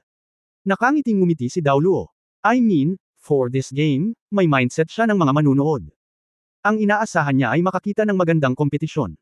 Kung sino ang mananalo at kung sino ang matatalo, wala siyang pakialam. Dahil ang mga kabataang ito na sumama kay Tang Wulan ay mga miyembro din ng Shrek 7 Devils, ang kanilang lakas ay tiyak na hindi masyadong masama. Kahit na mula sa ibabaw ay nasa paligid sila ng ika-7 ring cultivation base, ngunit ang mga taong lalabas sa Shrek Academy ay hindi maaaring hatulan ng purong kaharian ng espiritu. Sa sandaling ito, biglang tumunog ang tagay. Sa kabilang panig ng larangan ng martial arts, nagkaroon muna ng tandang, at pagkatapos ay sumabog ang mga tagay. Ang karamihan ng tao ay natural na naghiwalay sa magkabilang panig, na nagpapakita ng isang daanan. Isang grupo ng mga tao ang naglakad patungo sa martial arts field kasama ang natural na nabuong daanan para sa mga manunood. Naglalakad sa unahan ang Dragon King na si Long Yu na may malaking kalbo na ulo, matipunong figura, at bundok ng kilos. Si Long Yu ay nakasuot ng kulay abong sports suit ngayon, at ang kanyang buong katawan ay puno ng kapangyarihan. Pagkalipas ng ilang taon, mukhang mas kalmado siya, ngunit walang nagbago. Para kay Long Yu, pamilyar na pamilyar ang 7 Shrek Monsters, dahil sila lang ni Dai Yuner ang nakapunta sa Shrek Academy. Bagamat dahil sa kanilang mga hinaing, ang bawat isa ay may mas kaunting mga contact, ngunit pagkatapos ng lahat, sila ay nakita ng marami. Ang kasabay na paglalakad ni Long Yu ay hindi ang Tiger King na si Dai Yian, na pumapangalawa sa 8 Heavenly Kings, ngunit isang magandang babae, na nakasuot ng sporty na estilo na katulad ni Long Yu, ang kanyang mga mata ay tumutusok at ang kanyang buhok ay nakapusod. Ngunit ang mga mata ay puno ng pananibik. Sa oras na ito, ang 6 na Shrek na halimaw ay nakaakyat na sa entablado. Nang makita sila ng babae, agad siyang tumalon, humakbang sa entablado ng isang hakbang, at pagkatapos ay sumugod na parang 2 hakbang sa 3 hakbang. Lumapit ka. Ang kanyang mga aksyon ay agad na nagdulot ng sigaw ng tandang. Hindi pa nagsisimula ang larong ito. Masasabi bang ang Heavenly Kings team ng Monster Academy ang unang gagawa nito? Ngunit ang 6 na Shrek na halimaw sa entablado ay hindi sinasadyang gumawa ng anuman. Nang makita nila ang babae, nagkusa rin ang 6 na batiin ito, at baka sa kanilang mga mukha ang pananibik. Buhay kayong lahat, ito ay talagang mahusay. Niyakap ng babae si Xu Xiaoyan, bumuhos kaagad ang luha at hindi siya makaiyak. Senior sister. 6 na tao ang sabay na tumawag. Tama, ang magandang babaeng ito ay si Shumir, ang disipulo ng iyong panloob na patio ng Shrek Academy noong panahong iyon, at sina Shumir at Long Yu ay maaaring ituring na love at first sight sa Sigod Blind Date. Sasamahan ni Long Yu si Dai Yuner pabalik sa Star Luo Empire. Napaka-refresh ng karakter ni Shumir, at gumawa siya ng mapagpasyang desisyon at direktang bumalik kasama si Long Yu. Ang relasyon sa pagitan ng dalawa ay matagal nang natukoy, ngunit dahil malayo ito sa Daoluo Continent na halos hindi makapunta ang pamilya ni Shumir, hindi idinaos ang kasal. Ngunit sa Monster Academy, kilala na si Shumir bilang asawa ni Long. Isa na rin siyang guro sa Monster Academy, na kontrolado ng mecha ng Bishop. Matagal nang hindi tumawa si Shumir mula nang mabalitaan niyang binomba ang Shrek Academy. Gusto niyang bumalik, ngunit hindi niya mabitawan si Long Yu. Si Long Yu ang orihinal na nangako sa kanya na sasamahan niya siya pabalik sa Daoluo Continent. Ngunit pagkatapos ay nangyari na ang Federation ay naghahanda upang magsimula ng isang digmaan. Halatang hindi magandang oras para bumalik ngayon, kaya naantala ito. Sa pagkakataong ito narinig ko na dumating ang Shrek 7 Devils, at lahat sila ay buhay. Ano ang maaaring maging mas masaya kay Shumir kaysa dito? Marami siyang gustong itanong, ngunit hindi ito angkop para sa okasyong ito. Lumapit sina Xu Xiaoyan, Ye Xinglan, at Yuan Enyahui para yakapin si Shumir. Pareho silang mabubuting kapatid sa loob ng looban. Bukod sa iyo, mayroon. Nabulunan na tanong ni Shumir. Senior sister, marami pang tao ang buhay. Nandoon pa rin ang mga nakatatanda na mga kapatid na babae sa loob ng looban. Ang mga guru lang. Dahil dito, ang mga mata ng Shrek 6 Monsters ay namula rin ng hindi mapigilan. Nag-uusap sila dito, at sa kabilang banda, lahat ng nasa Heavenly Kings team ay nagtanghal na sa martial arts field. Sa likod ng Long Yu, natural itong si Tiger King Dai Yian, pagkatapos ay si Fox King Sumo, Wolf King Hulantang, Feng King Lin San, Tower King Yeji, at Shadow King Teng Teng. Ang sumunod sa dulo ay natural na ang Spirit King na si Dai Yuner. Sa katunayan, ang 8 Heavenly Kings ay naghiwalay na pagkatapos ng graduation, bagaman ang lahat ay madalas na nagtitipon upang magkita at kumain. Ngunit tulad ngayon, ito ang unang pagkakataon sa maraming taon na tayo ay nagsama-sama upang muling harapin ang kalaban. Ang kanilang apela sa madla ay halatang mas malaki kaysa kay Shumir. Pagkatapos ng maikling sorpresa sa mga aksyon ni Shumir, muling umalangaw ang mga tagay. Sa pamumuno ni Long Yu, bawat isa sa 8 makalangit na hari ay nagtaas ng kanilang mga kamay upang batiin ang nakapaligid na madla. Unti-unting nag-overlap ang mga tagay at naging parehong bokabularyo. Alamat, alamat, alamat. Oo, sila ang alamat ng Monster Academy, ang pinakamalakas na koponan sa kasaysayan ng maalamat na Monster Academy. Kahit na ito ay ang Tang Sect, kahit na maraming mga tao sa audience na hindi mula sa Monster Academy, ngunit nang sila ay lumitaw sa entablado ng kompetisyon, isang maalamat na sigaw ang biglang tumunog. Medyo hindi makontrol ang emosyon ni Teng Teng, naaalala pa rin nila tayo, naririnig mo ba? Naaalala pa rin nila tayo. Oo, palagi kaming nandoon. Naikuyong ni Hualantang ang kanyang mga kamao. Ipinikit ni Fox King Sumo ang kanyang mga mata, umalangaw ang lahat ng tagay sa kanyang mga tainga, at sa sandaling ito, kumukulo at nasusunog ang dugo sa kanyang katawan. Hinawakan ni Yeji ang kamay ni Hualantang, ang kanyang mapupulang labi ay mahigpit na nakadikit, hindi tayo matatalo. Para sa kanila, kailangan din nating manalo. Gumawa ng virtual press si Long Yu gamit ang 2 kamay sa entablado, at unti-unting tumigil ang mga tagay. Pagkatapos, umalangaw sa audience ang kanyang mahinang boses, "Salamat sa inyong suporta, at salamat sa pag-alala sa amin. Ang Heavenly Kings of the Monster Academy ay maaaring muling magsama-sama ngayon, at dapat naming pasalamatan ang aming mga kalaban mamaya. Ang Shrek 7 Devils ay palaging kami. Napakamagalang na kalaban. Sana ay ipagsapalaran ng isang magandang laro para sa lahat ngayon. Sa susunod na laro, mangyaring manahimik at magpasalamat sa amin." Pagkatapos magsalita, pagkatapos niyang yumuko ng bahagya para magbigay galang, nanguna siya at naglakad patungo sa direksyon ng 6 na halimaw na Shrek sa tapat. Agad na umalangaw ang palakpakan sa mga manunood, at si Long Yu sa palakpakan ay tila mas matatag. Ang ibang mga tao ng 8 Heavenly Kings ay sumunod na malapit. Si Dai Yuner, na naglalakad sa likuran, ay commandant, naghanap sa gitna ng karamihan, ngunit hindi niya maiwasang makaramdam ng kaunting pagkabigo sa kanyang puso nang hindi niya mahanap ang figure na gusto niyang makita. Hindi siya sumama sa kompetisyon ngayon, umaasa lang na makita ang lalaking iyon. Yung tipong itinakwil na naman ang sarili niya, gusto siyang yakapin. Pero ang kontrabida na gustong makasama kahit anong mangyari.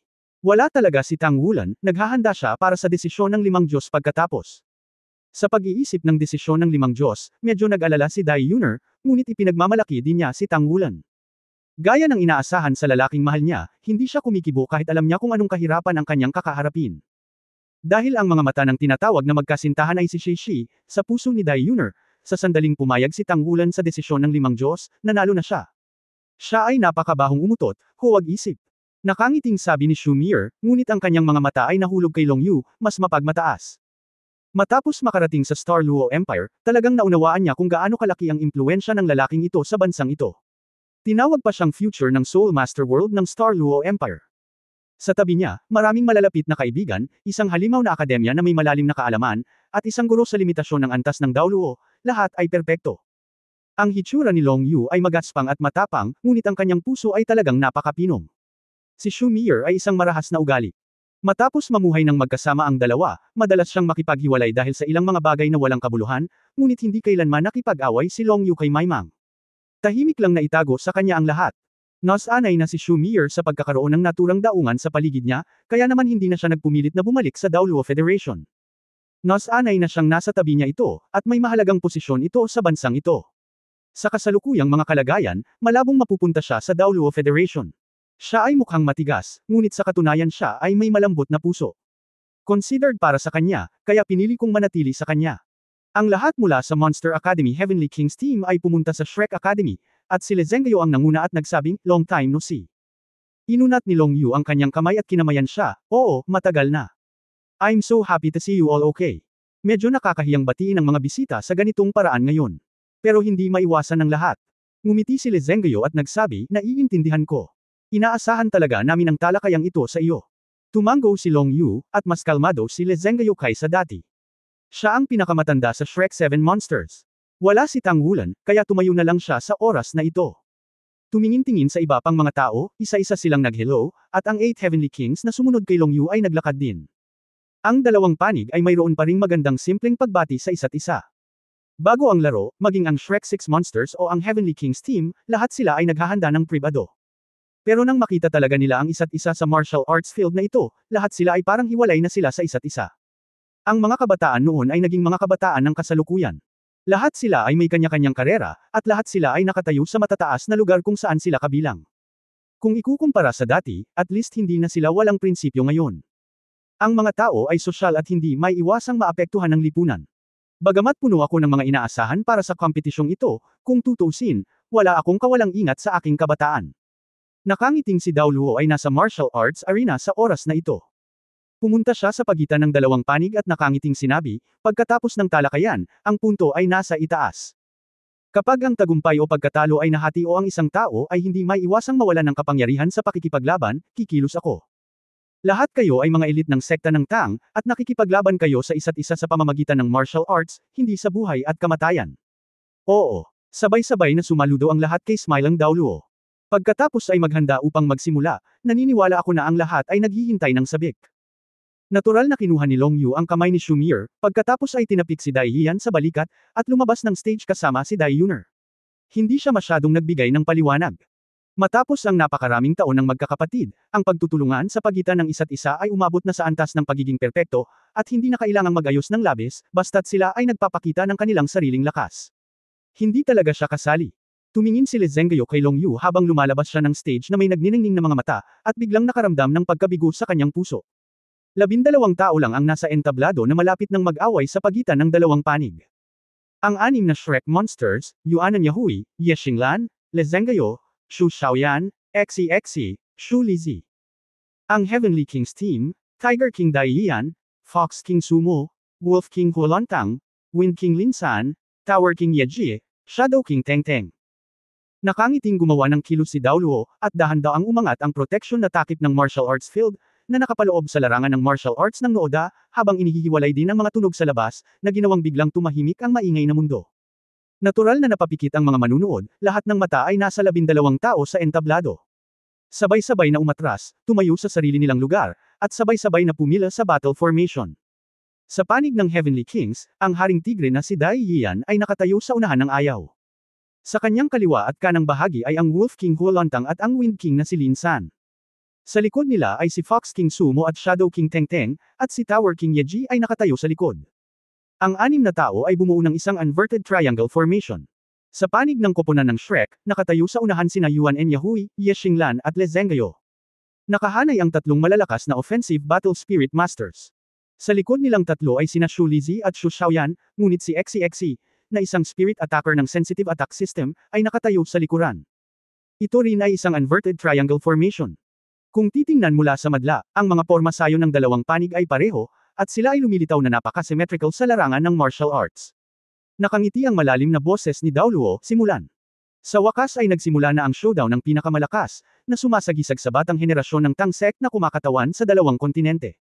Nakatayo si Long Yu sa gilid ng martial arts arena, nakatingin sa 12 tao sa entablado, si Shumir at Dai Yuner sa tabi niya ay nakatutok lahat.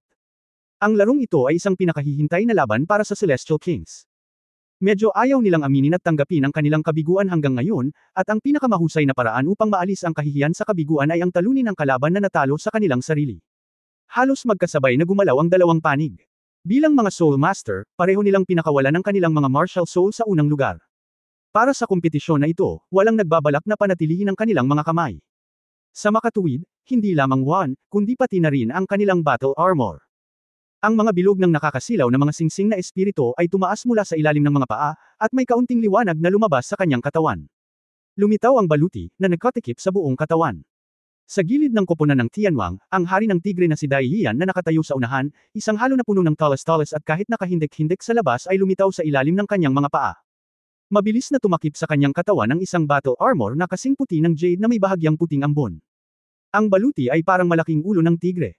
Ang buong sandata ng katawan ay mukhang napakabigat, na nagpapatibay sa kanya. Lumakas ng husto ang kanyang hininga, at kasabay ng paglabas ng battle armor, natapos niya ang kanyang pagbabagong White Tiger King Kong, ang kanyang figure ay bumukol na parang higanteng tigre. 3-character battle armor. Ang pagkakaroon ng domain aura ay walang alinlangan na isang 3-character battle armor. Sabay-sabay na nakaunat ang mga puting pakpak. Isang pares ng Tigre Claws ang lumabas sa battle armor, at ang matutulis na claws ay natunaw sa Tigre Claws na pinakawalan ng martial soul mismo. Hindi lamang ang mga kamay kundi pati na rin ang harap ng mga paa ay mayroon ding malalakas na kuko. Ang walang katulad na nangingibabaw na aura ay namumukadkad palabas, at sa isang malabong paraan, naririnig niya ang dagandong ng kanyang sariling dagandong. Ang lobo na si Huolantang na nakatayo sa tabi niya ay nagunat din ng isang bangkus ng madilim na asol na mga pakpak sa likod niya. Natakto ng muscular battle armor ang kanyang katawan. Ang madilim na asol na baluti ay puno ng panganib. Sa magkabilang gilid ng kanyang balikat, may mga ulo ng dragon at ulo ng lobo. Walang halo sa ilalim ng kanyang mga paa, na nagpapakita na ang kanyang sandata sa labanan ay isang dalawang karakter na sandata sa labanan. Ang Fengwang Lin San sa kabilang panig ng Dai Yian, isang cyan battle armor na payat at fit, puno ng liwanag ng hangin, at walang aura ng 3-character battle armor. Ngunit ang 8 singsing ng espiritu na umaangat sa ibaba ng mga paa ay kumikislap. 4 na lilang at 4 na itim ang ganap na nagpakita ng lakas ng kanilang sarili. Mayroong 4 na antas ng battle armor, at ang agwat sa pagitan ng bawat antas ay malaki. Ang haring tigre na si Dai Yian ay ang gintong prinsipe, at natural na hindi masyadong mahirap na bumuo ng 3 karakter na battle armor para sa kanya gamit ang kapangyarihan ng royal family. Ngunit para sa mga ordinaryong spirit master, kahit na ang mga ipinanganak sa Monster Academy, ay gustong bumuo ng isang set ng 3-character battle armor, hindi ito ganoon kadali. Sa makatuwid, ang Huolantang at Lin San ay parehong 2 karakter na battle armor. Ang kanilang mga 3-character battle armor ay nasa proseso ng pananaliksik, at itatayo para sa kanila ng tangsek ng hindi hihigit sa 2 hanggang 3 taon. At isa pang tao na may 3 character na armor sa labanan ay nakatayo sa likuran nila. Ang 8 buntot ng Fox King na si Sumo ay itinaas sa likuran nila. Isa rin itong white battle armor, ngunit ang kanyang battle armor ay nagbigay sa mga tao ng mabalahibong texture. Hindi ko alam kung ito ay. Ito ay gawa sa anumang metal, ngunit mas mukhang balahibo kaysa sa baluti. Kung hindi dahil sa isang polygonal halo na nagpapakita ng mga katangian ng isang free character battle armor, natatakot ako na talagang mahirap paniwalaan na ito ay naging battle armor. Ang Shadow King na si Tengteng sa tabi ni Sumo ay isang 2 character battle armor. Sa 8 makalangit na hari, ang kanyang paglilinang ay medyo mahina. Ngunit sa 6 na tao, nariyan ang huling 3 character na Battle Armor Master, iyon ay, Tower King Yeji. Hindi banggitin na ang cultivation ni Yeji ay hindi kasing ganda ni Lin San at Fu Lantang, ngunit ang mayroon siya ay ang 7 Treasure Glazed Pagoda, na kilala bilang ang unang sandata ng martial arts. Ang pagsuporta sa papel nito ay napakalakas na tiyak na ito ay isang top-notch na pag-iral. Dahil dito, ang tangsek ay nagpakilos ng mga mapagkukunan at nanguna sa pagkumpleto ng free character battle armor para sa kanya. Ang free character battle armor ni Yeji ay sobrang ganda, kristal, kumikinang na may makulay na halo, at iba't ibang hiyas ang nakalagay sa battle armor. Ang katawan ay transparent. Mukhang isang gawa lang ng sining ang kanyang battle armor. Puno ng kakaibang texture. Matapos masira ng cultivation base ang 7-ring soul sage, hindi nagatubili ang tangsek na likhain itong battle armor para kay Yeji. Sa katunayan, ang battle armor ni Yeji ay mas mahusay kaysa kay Fox King Sumo sa kalidad. Kung gaano kakilakilabot ang 7 Treasure Glazed Tile Pagoda sa antas ng Soul Saint ay malalaman lamang pagkatapos ng isang tunay na laban. Sa Yeji, halos doble ang bisa ng labanan sa buong koponan. Ang nakakatakot na epekto ng pagtaas na iyon ay magiging bangungot ng lahat. 3 set ng free character battle armor, 3 set ng 2 character battle armor, 3 countries, at 3 spirit sages. Ang ganitong kombinasyon ay isang napakalakas na pag-iral sa Soul Master World ng anumang kontinente. Higit pa rito, lahat sila ay mga high-achieving na mga mag-aaral sa Monster Academy, at ang kanilang tunay na lakas ay mas mahusay kaysa sa mga Spirit Masters ng parehong antas. Marami ng paghanga sa paligid ng martial arts field. Kasabay nito nang ilabas ng pangkat ng Heavenly Kings ang Spirit Ring at Battle Armor. Ang Shrek 7 Devil sa kabilang panig ay naglabas din ng kanilang Battle Armors at Spirits. Isang madilim na dilaw na Battle Armor ang tumatakip sa buong katawan ni Yuanan Yahui, at ang halo sa ilalim ng kanyang mga paa ay ipinakita bilang isang double layer. Ang panlabas na halo ay madilim na dilaw, at ang panloob na halo ay madilim na pula. Ang dalawang kulay ay umakma sa isa't isa. Ang halo ay nagbabadya, at ang loob ng halo ay napakakomplikado. Ang pattern, lalo na ang madilim na pulang halo, ay tila may maliit na mundo sa loob. Mukhang walang nakakagulat sa mismong battle armor, mukhang simpleng battle armor, hindi partikular na komplikado o exaggerated, tinatakpan lang nito ang buong katawan ni Yuan Yahui. Ang istilong ito ng battle armor ay may malaking kinalaman sa hindi mapagpanggap na karakter ni Yuanan Yahui. For more videos, please like, share and subscribe.